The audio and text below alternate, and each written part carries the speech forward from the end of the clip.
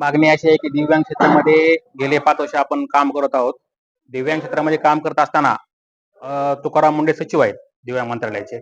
यांच्याकडे आपण मागण्या केल्या होत्या. त्या अनुषंगाने सचिव मुंडे साहेबांनी ऍक्शन घेतली, कारवाई केली. कारवाई केल्यानंतर ज्या अधिकाऱ्यावर कारवाई झालेली आहे, त्या अधिकाऱ्यांनी डायरेक्ट आमच्या विरोधात तक्रार दिली की आमच्यावर ऍक्शन झाली. ही भूमिका घेऊन माझ्या विरोधामध्ये एक कट रचण्याचा प्रयत्न केलेला आहे, की डायरेक्ट त्यांनी मला संपवण्याचा प्रयत्न केलेला आहे. आणि कुठं पोलीस स्टेशनला खोट्या तक्रारी देणं आणि आमची नोकरी घालतो का, असं करतो का, तसं करतो का, ह्या भूमिकेतून तिथला विधी अधिकारी जो आहे दिव्यांग कल्याण आयुक्तला विकास चव्हाण, त्याचबरोबर लातूरचे देवसटवार आणि पुण्याचे सोळंकी, या 3-4 अधिकाऱ्यांनी मिळून एक कट रचलेला आहे की तो नागपूरपर्यंत माझ्या पाठीमागे होता.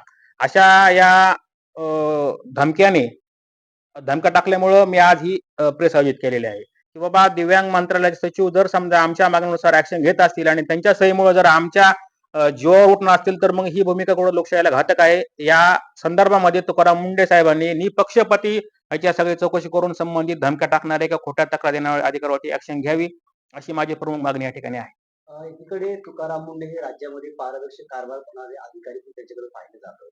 परंतु आता तुम्ही सांगितलं की 2019 तक्रार होती आणि त्यांच्याच विभागाची तक्रार आहे. मात्र त्याच्यावरती अद्याप कोणतीही कारवाई झाली नाही. त्याच तक्रारीवरती आम्ही सचिव साहेबांना पत्र दिलं होतं आणि नागपूरला आमचा अधिवेशन मोर्चा होता 8 डिसेंबरला, की मुंडे साहेबांनी सांगितले की त्या तक्रारीवरती आम्ही ऍक्शन घेतलेली आहे. मग त्यांना असा माझा प्रश्न होता की 2019 ला तुमच्याकडे जी अधिकाऱ्यांनी मागणी केली होती ते आम्हाला नियमित करा इलिगल पद्धतीने. मग त्या तक्रारीवरती आज 2025 ला तुम्ही ऍक्शन घेतली. तुम्ही आल्यानंतर मी याच्या पूर्वीच्या सचिवांनी ऍक्शन का नाही घेतली? जर तुमच्या सचिव तुम्ही घेत असाल तर तुमच्या आधीच्या लोकांनी घ्यायला पाहिजे होती. याचा अर्थ असा होतो की तुमच्या डिपार्टमेंटमध्ये सगळा भोंगळ कारभार आहे. तुमच्या आधीच्या लोकांनी सारे घोटाळे केलेले आहेत. तुम्ही आज काम चांगलं करताय, इथून पुढे करत राहा, पण लोकांना त्रास होणार नाही याची दक्षता घेतली त्यांनी पाहिजे. साधारण या विभागामध्ये घोटाळ्याची व्याप्ती किती आहे?